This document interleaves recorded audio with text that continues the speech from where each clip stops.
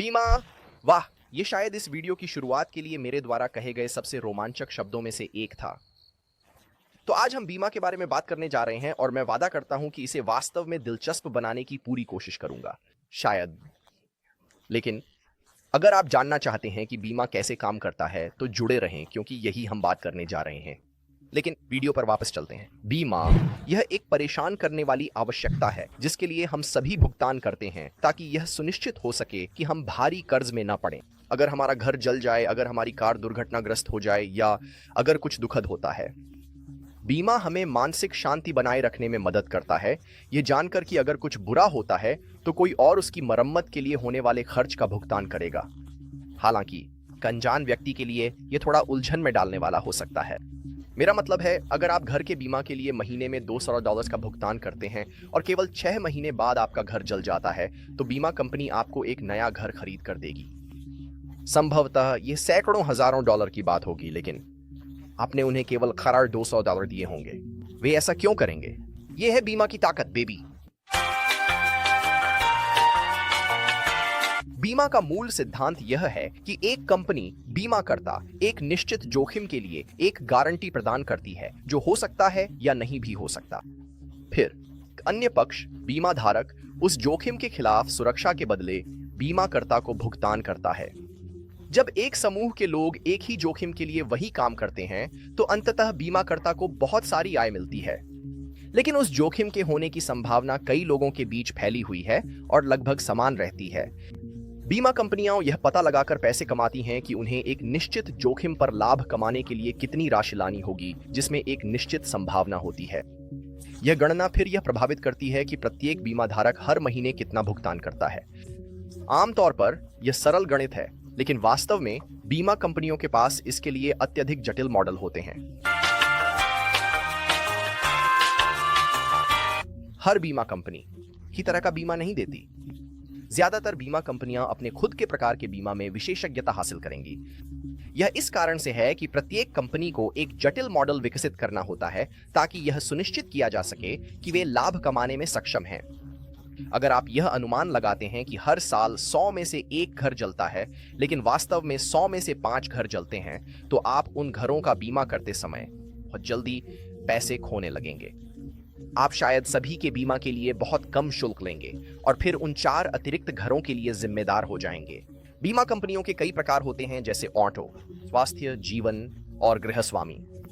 दुनिया में ज्यादातर लोगों के पास ये मूल बीमा पॉलिसियां होती हैं, जिनमें से कुछ कानूनी रूप से अनिवार्य होती हैं, जैसे कि एंटो बीमा। आप सोच रहे होंगे, हालांकि आप हर महीने अपना पैसा बचाना क्यों नहीं चाहते? क्या आप इसे एक बैंक खाते में रख सकते हैं? तो अगर कुछ बुरा कभी नहीं होता तो आपके पास सारा पैसा होगा।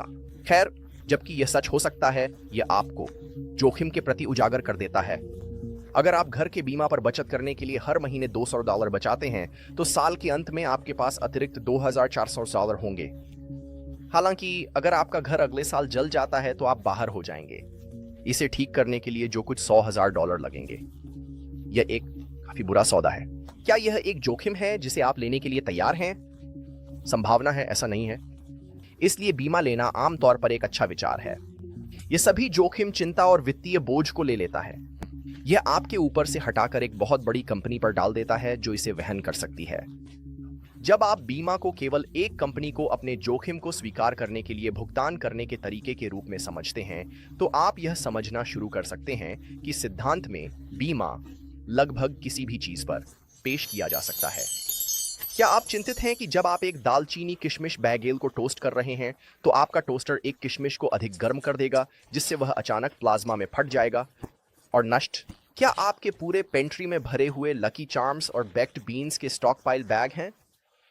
खैर, यह अजीब तरह से विशिष्ट है, लेकिन कोई शायद आपको उसी चीज के लिए बीमा कर सकता है।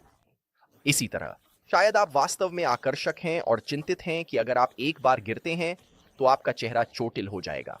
आकर्षक होना बंद करो और उदास हो जाओ, क्योंकि अब कोई तुम्हें पसंद नहीं करेगा। खैर, कोई शायद आपके खिलाफ भी इसका बीमा कर सकता है। यह भी वास्तविकता से बहुत दूर नहीं है। सेलिब्रिटीज अक्सर अपने शरीर के कुछ हिस्सों का बीमा कराते हैं, क्योंकि उनकी छवि उनकी आय का स्रोत होती है। हालांकि यहाँ पहेली के कुछ और टुकड़े हैं और हमें पुनर्बीमा और बीमा दावों के बारे में बात करनी चाहिए। जब एक बीमा कंपनी अपनी खुद की बीमा पॉलिसियों पर बीमा खरीदना चाहती है तो वे एक चीज खरीदती हैं जिसे पुनर्बीमा कहा जाता है। ये मजाक नहीं है। मान लीजिए कि एक बीमा कंपनी यह महसूस करती है कि वे घर की आग बीमा में अधिक जोखिम में हैं और एक गर्मी आने वाली है, तो वे अपनी बीमा पॉलिसियों पर पुनर्बीमा पॉलिसियां ले सकते हैं ताकि अगर उनके द्वारा बीमित सभी घर अचानक आग में जल जाएं तो उन्हें उच्च नुकसान से बचाया जा सके। क्योंकि वैश्विक तापमान वृद्धि और इसी तरह की चीजें, तो सभी जोखिम पुनर्बीमा एजेंसी पर होता है। यह भी आवश्यक चीज है। सोचिए, अगर एक बीमा कंपनी फ्लोरिडा में सभी की कारों का बीमा करती है लेकिन फिर एक तूफान आता है और सभी कारों को नष्ट कर देता है, तो उस बीमा कंपनी को भुगतान के लिए जितना पैसा देना है उससे अधिक हो सकता है, और जब उनका पैसा खत्म हो जाएगा तो फिर किसी को भी अपनी नष्ट हुई कार के लिए पैसे नहीं मिलेंगे जैसे कि उन्होंने सोचा था। पुनर्बीमा आवश्यक और महत्वपूर्ण है ताकि बीमा कंपनियां लाभदायक और सक्षम बनी रहें, ताकि जब दावे हों तो वे बीमित व्यक्तियों को भुगतान कर सकें।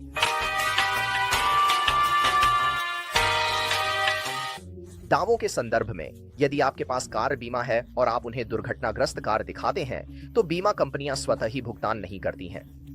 बीमा कंपनी यह जांच करेगी कि आपने जानबूझकर अपनी कार को दुर्घटनाग्रस्त नहीं किया है ताकि आपको भुगतान मिल सके। अगर वे यह पता लगाते हैं कि आपने ऐसा किया तो इसे धोखाधड़ी कहा जाता है और आप जेल जा सकते हैं। बीमा दावों को फर्जी बनाना वास्तव में काफी बार होता है।